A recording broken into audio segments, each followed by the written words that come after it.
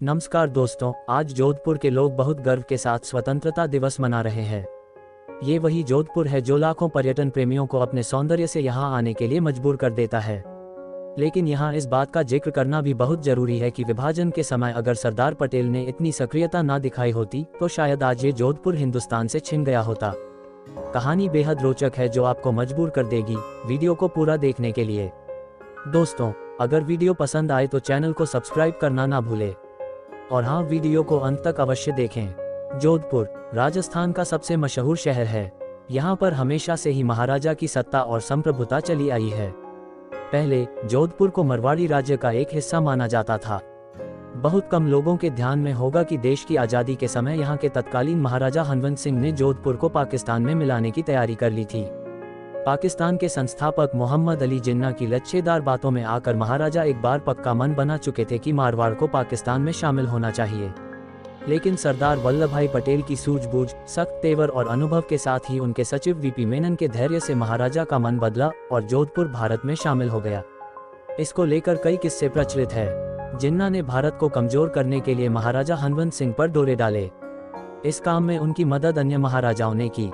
जिन्ना हर हालत में जोधपुर व जैसलमेर को अपने साथ रखना चाहते थे। इसके लिए वे इन दोनों स्थान के महाराजाओं की कोई भी शर्त मानने को तैयार थे। सरदार पटेल को जोधपुर के दीवान के मार्फत से हनवंत सिंह के इरादों का पता चल गया था। सरदार के कहने पर ही माउंटबेटन ने महाराजा हनवंत सिंह को दिल्ली बुलाया था। अब जोधपुर को बचाने का पूरा दारोमदार सरदार पटेल पर था।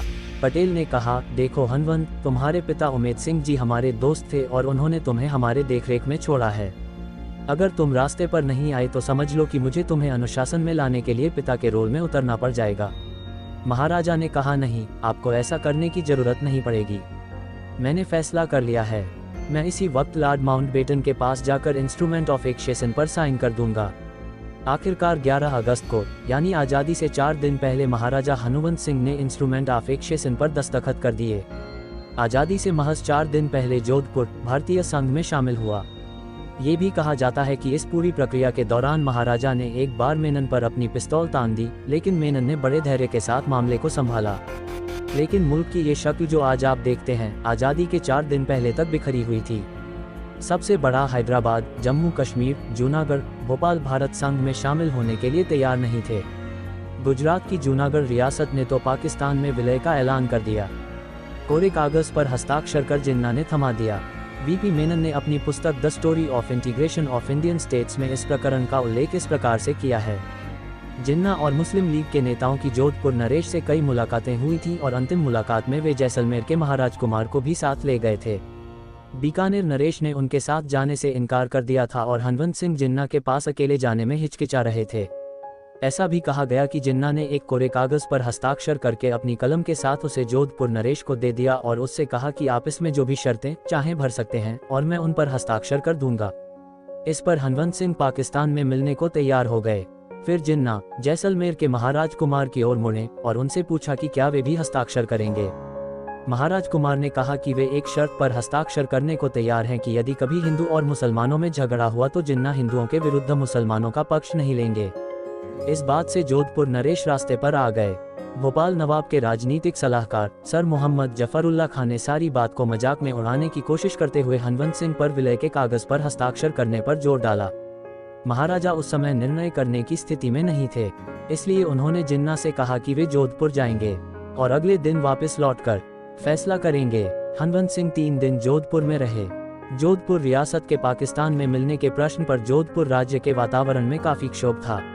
जागीरदार और सरदार लोग निश्चित रूप से इस प्रस्ताव के विरुद्ध थे। महाराजा का मन डोलने लगा। जब हनवंत सिंह 3 दिन बाद दिल्ली लौटे तो मेनन को बताया गया कि यदि मेनन ने उन्हें यानी महाराजा जोधपुर को शीघ्र नहीं संभाला तो वे पाकिस्तान में मिल सकते हैं। मेनन इंपीरियल होटल गए और महाराजा से कहा कि लॉर्ड माउंटबेटन उनसे बातचीत करना चाहते हैं। हम दोनों, मेनन तथा महाराजा हनवंत सिंह, कार में वायसराय भवन गए। मेनन के अनुसार वायसराय व मेनन के समझाने पर महाराजा ने अपने राज्य का विलय भारत में करने की बात मान ली। इन सब बातों से आप समझ तो गए ही होंगे कि अगर जरा सी गलती हो गई होती या सही समय पर निर्णय नहीं लिया गया होता तो जोधपुर आज पाकिस्तान में होता। इसीलिए सरदार पटेल को आज़ाद भारत का सबसे बड़ा नेता माना जाता है ना। जानकारी बेहद रोचक। इसके बारे में आप में से बहुत ने अभी तक नहीं सुना होगा।